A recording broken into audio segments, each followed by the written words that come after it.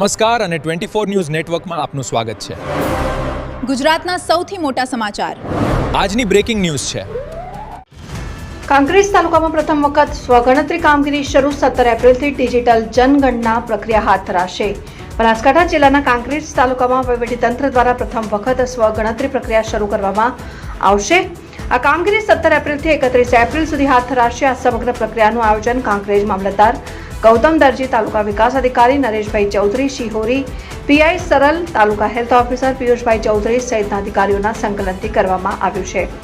નવી વ્યવસ્થા અંતર્ગત નાગરિકો પોતાના મોબાઈલ ફોન અથવા કોમ્પ્યુટર દ્વારા સત્તાવાર પોર્ટલ પર જઈને પોતાના તથા પરિવારના સભ્યોની વિગતો ઓનલાઈન ભરી શકશે.